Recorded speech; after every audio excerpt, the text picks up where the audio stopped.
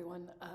Thank you for inviting me back. So we are right in the middle of committee stage of the Terminally Ill Adults Bill, and I have to say it is relatively frustrating at the moment. So I come at it from a perspective of being a disabled person, and I think I'm very lucky. I'm treated three distinct ways in society. One is an ex-athlete, generally people like Paralympians, which is all very nice. One is a parliamentarian, where people like or don't like us, depending on what we're doing. And at the moment, we're getting quite a lot of feedback on what we're doing.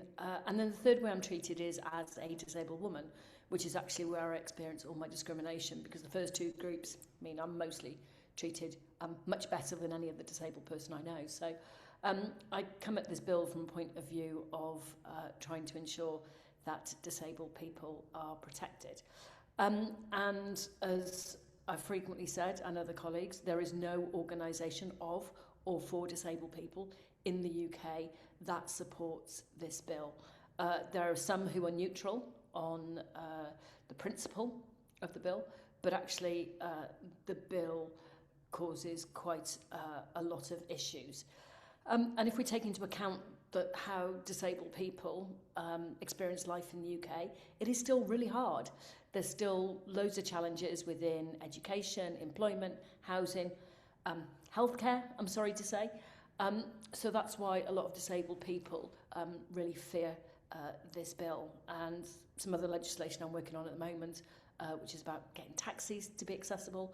Actually, the government passed legislation 30 years ago to say all taxis should be wheelchair accessible. And it still hasn't happened.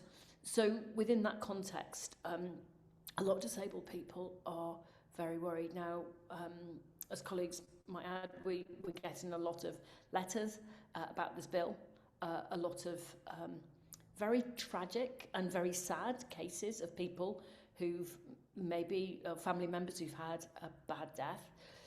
But a lot of the emails that I'm getting from people who would like me to change my mind, I think quite interestingly, wouldn't actually be eligible under the current bill. Various people, sponsors have said, the bill won't be expanded. I've been told the bill can never be for children. Well, our job in the House of Lords is to amend legislation. So once this crosses onto the statute books, it becomes relatively easy to amend. But some of the amendments I've tabled, and I've tabled quite a lot because I think the bill is just incredibly vague. I'm not getting any answers at all in the chamber on the issues that I'm raising, and I think a number of colleagues feel the same way. So recently I was in charge of a group of amendments, which was, it was pregnancy, prisoners and homelessness all lumped into one debate. And we were told that those three things shouldn't be any issue at all. Any woman who's pregnant, a prisoner, or someone who's homeless, there should be no barrier to them accessing this bill if it passes. And I think that's why a number of disabled people are really worried, because sometimes it feels that it's almost like glib statements. And certainly we've had that around disability. That it's, don't worry, it's not for disabled people. But under our Equality Act, by very nature of someone having a terminal condition, they're disabled.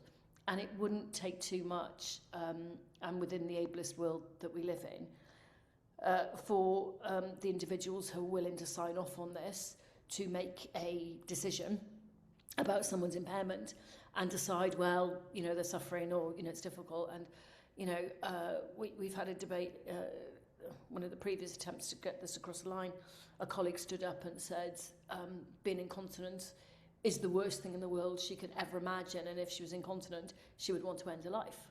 And I've repeatedly declared in the chamber about my incontinence. I have to catheterise. But actually, it's not the worst thing in my life. I wouldn't choose to have to do it, but if I didn't do it, it'd be much worse.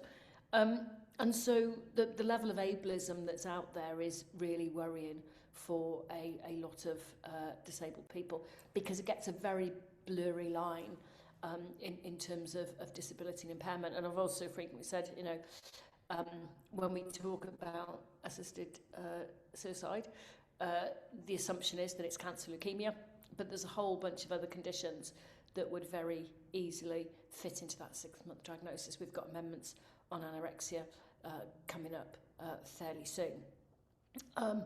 And, you know, I've said in the chamber, if I got a pressure sore and it didn't heal, my condition in itself wouldn't make me, hopefully, eligible for assisted dying, but the pressure sore would.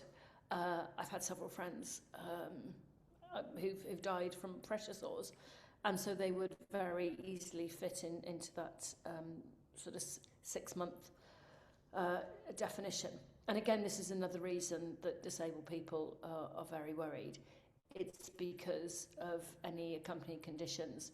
We see, you know, what's happening in Canada, which supported the bill at one point said was brilliant, and now people are starting to realise that it's completely, you know, beyond anything they ever would have imagined. But I think, again, disabled people look at other jurisdictions and look at how disabled people are treated in other jurisdictions and are really worried. Just very briefly, you know, a challenge that we have, not just in the chamber, but in any media interviews we don't have any easy sound bites. It's 2 doctors settled with 6-month diagnosis. Any pushback on that, you know, I could talk for the next 45 minutes easily about my amendments and why I don't think this is a very good idea.